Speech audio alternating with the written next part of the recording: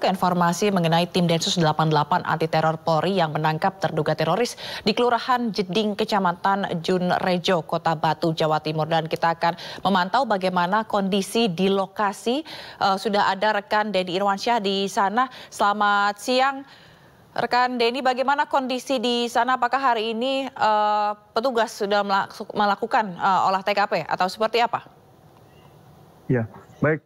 Selamat siang, Zila. Saat ini saya sudah melaporkan sedang berada di Perumahan Tanjung di Junrejo. Di sini sedang ada kegiatan dari Densus 88. Densus 88 ini tadi berlangsung mulai pagi ini dan hingga saat ini masih berlangsung. Bisa disaksikan pemirsa. Saat ini sedang sterilisasi lokasi dilakukan oleh Gegana, juga ada Densus dari Jakarta. Demikian, Sila.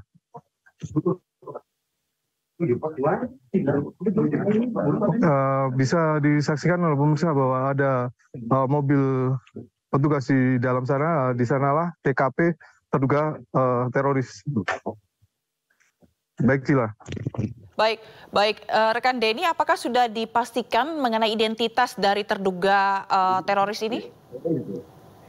Hingga saat ini belum ada keterangan apapun, hanya tadi sempat bertanya sedikit dari Humas bahwa disampaikan bahwa hanya bisa membenarkan bahwa ada kegiatan Densus 88 dari Jakarta dan dengan bantuan Gegana Polda Jatim untuk sterilisasi bahan peledak. Demikian. Oke. Belum ada identitas. Terkait identitas tadi belum dipastikan. Lalu terkait dengan kasusnya, kasus untuk dugaan dari bomnya ini sendiri, apakah sudah ada keterangan lebih lanjut? Belum ada juga, belum ada keterangan sama sekali. Jadi kita hanya tahu bahwa sekarang sedang ada kegiatan Gegana di Batu dan kita langsung merapat ke lokasi. Demikian, Stila. Oke. Lalu bagaimana dengan lokasi di sekitar ini? Kalau kami melihat dari layar kaca begitu, rekan Denny, di sana ini merupakan perumahan begitu ya, kompleks perumahan ya. Bagaimana respon dari tetangga-tetangga sekitar ataupun kegiatan-kegiatan aktivitas sehari-hari di sana? Apakah terganggu dengan adanya hal ini? Nah, betul, karena di sini perumahan cukup padat dan memang bisa disaksikan ada penghuni juga ya. Ini yang membuat harus petugas ekstra mensterilkan lokasi dengan menghadirkan banyak petugas untuk menjaga TKP agar steril dari warga. Demikian. Lalu apakah Anda mendapatkan informasi berapa orang yang diamankan terkait dengan terorisme ini? Baik, hingga saat ini belum ada keterangan tentang siapa identitas, berapa orang, dan nantinya kita akan dipersilakan masuk dan akan ada rilis dari Humas Polda Jatim untuk di TKP. Baik, lalu apa rencana kegiatan dari Densus ataupun juga dari petugas terkait hari ini? Ya, hingga saat ini masih dilakukan sterilisasi.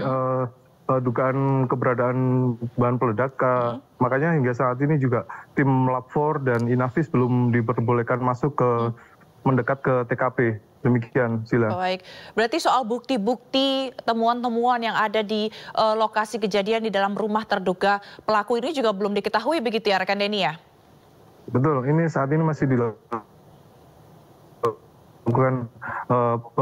olah TKP dan penggeledahan di sana untuk kemudian nanti akan dilaporkan kepada masyarakat. Demikian, Sila. Oke. Lalu apakah Anda sempat juga bertanya dengan tetangga sekitar begitu mengetahui bagaimana sosok atau siapa sosok terduga teroris ini? Hingga saat ini di ruas jalan ini saya belum menemukan satu orang pun tetangga. Kami belum tahu apakah mereka masih di dalam rumah atau sudah disterilkan sebelum saya datang ke sini. Sila. Oke, lalu apakah Anda mendapatkan informasi juga kapan tepatnya polisi dan juga pihak terkait akan memberikan keterangan atau konferensi pers terkait dengan penangkapan terduga teroris ini? Siap. Tadi sempat saya tanyakan bahwa nanti akan segera, karena setelah ini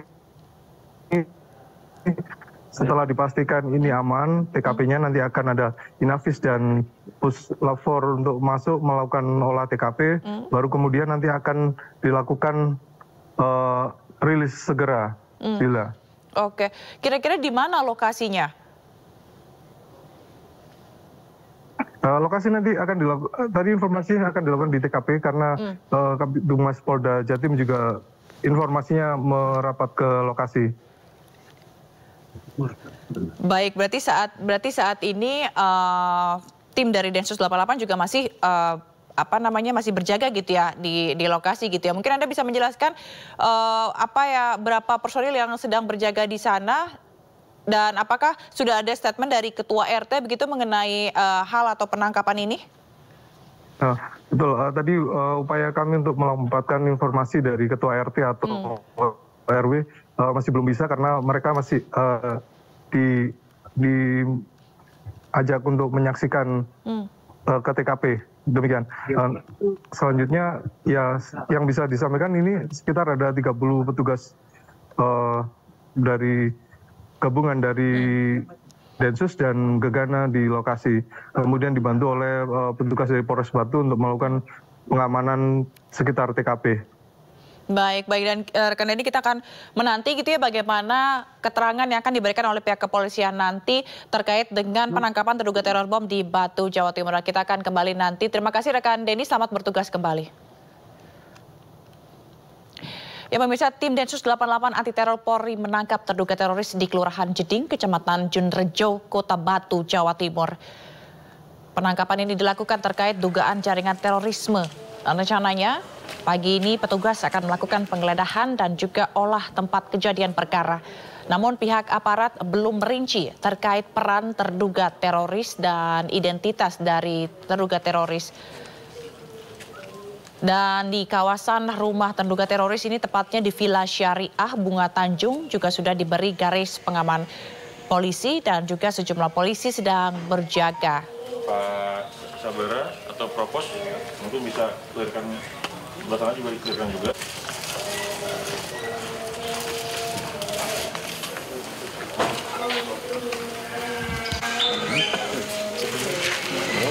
Anggotanya nggak apa sih? Saya. Gitu.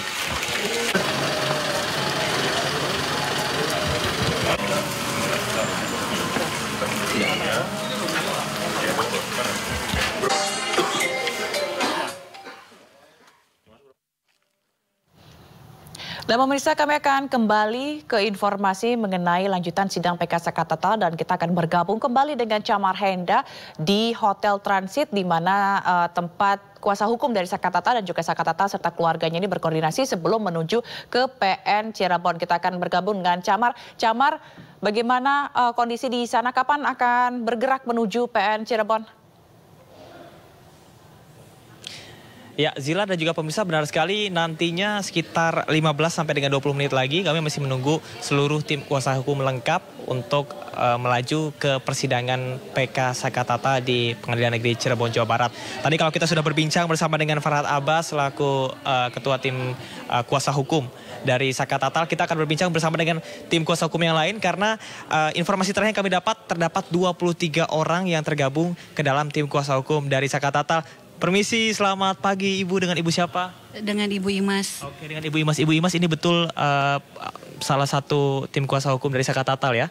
Ya, betul sekali. Sudah berapa hari di Cirebon? Saya kebetulan 3 hari di sini. 3 hari di sini, oke baik. Ibu, saya ingin bertanya, apa yang sudah dilakukan ataupun juga persiapan yang dilakukan selama 3 hari ini, terutama untuk hari terakhir mudah-mudahan ya Bu ya untuk persidangan PK ini. Bagaimana koordinasi yang dilakukan tim kuasa hukum yang dipimpin oleh Mas Farhad? Koordinasinya sudah cukup matang ya, dan kita dari awal sidang sampai sekarang selalu solid gitu kan, selalu stamina juga dijaga, kekompakan juga dijaga, materi juga kuatkan gitu kan. Ini dengan Ibu siapa, mohon izin? Imas Heri Primasari. Oke, Ibu Imas Heri Primasari. Ibu, seperti yang kemarin sudah disampaikan oleh sejumlah ahli ya Bu ya, seberapa yakin tim kuasa hukum bahwasannya 10 novum ini akhirnya akan diterima oleh hakim? Sangat yakin 99% lah, kalau kita 100 takutnya takabur gitu kan. Jadi 99% kita yakin sekali. Baik, poin mana yang menurut Ibu paling kuat begitu? Semua rangkaian itu dari Rangkaian peristiwanya, Bu? ya, dari saksi fakta yang dihadirkan kita sangat sinkron dengan novum, ya kan. Kemudian saksi ahli juga menjelaskan tentang kehilapan hakim dan novum juga. Terusan yang menarik lagi adalah dari dokter forensik juga itu kan membedah bahwa ternyata tidak ada yang masalah tentang pemerkosaan itu kan, gitu kan. Ini menarik Bu Imas, bahwa kemarin mengenai visum juga ternyata tidak sesuai dengan rangkaian peristiwa yang terjadi, begitu Bu ya, temuan dari visum. Tanggapannya seperti apa Ibu?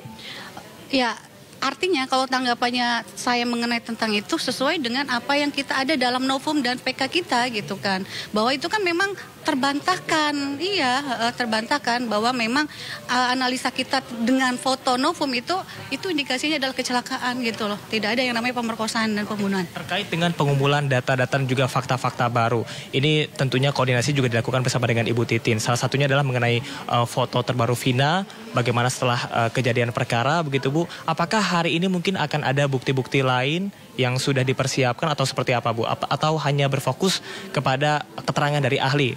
Untuk hari ini adalah keterangan ahli saja. Ya. Baik, harapannya Bu untuk persidangan di hari ini? Untuk persidangan hari ini harapannya lancar seperti sidang-sidang yang kemarin gitu kan. Dan memang akan menjelaskan tentang ahli mengenai tentang pidananya kan gitu kan. Nah, ini kan Saka Tatal sebelumnya di penjara di usia 15 tahun ya Bu ya pada saat itu. Dari tim kuasa hukum sendiri apakah sudah mempersiapkan fakta-fakta terbaru agar Saka ini betul-betul kuat novumnya Ibu? Karena kan tentunya berbeda tindak pidana yang dilakukan oleh anak di bawah umur dengan orang dewasa. Udah diterangkan dalam novum, kemudian kehilapan hakim juga sudah ada semua di situ, diterangkan itu. Jadi intinya seluruh novum ini diperkuat dengan keterangan saksi kemarin dan juga ahli, begitu ya Bu ya. Oke, baik, terima kasih Bu Imas dan kawan-kawan, mudah-mudahan diperlancar hari ini. Ini ada 23 orang ya Bu ya. Oke, kita akan tunggu lengkap dan nanti kita akan bersama-sama menuju ke Pengadilan Negeri Cirebon, Jawa Barat. Zila, sampai dengan saat ini sekali lagi kami masih menunggu kehadiran dari seluruh tim kuasa hukum. Seperti yang tadi sudah disampaikan bahwasanya sudah dipersiapkan untuk memperkuat 10 novum yang ada. Kalau kita mengulas sedikit, kemarin adalah berkaitan dengan hasil visum yang tidak sesuai dengan seluruh rangkaian peristiwa.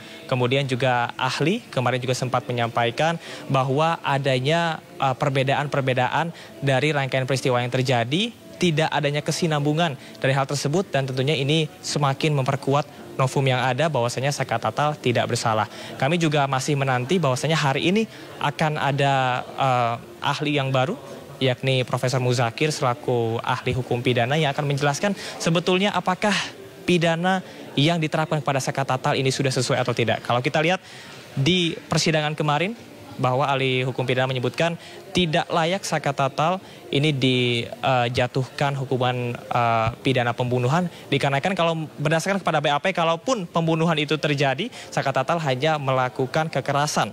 Jadi memang ini agak berbeda. Kita akan lihat lebih rinci lagi seperti apa penerapan hukum yang berlaku di Indonesia, karena kalau dari pernyataan ahli kemarin bahwa adanya kekeliruan ataupun juga kurang pantas untuk hakim bisa menempatkan ataupun juga menerapkan dari suatu tindak pidana. Sementara demikian, Zila, kembali ke Anda.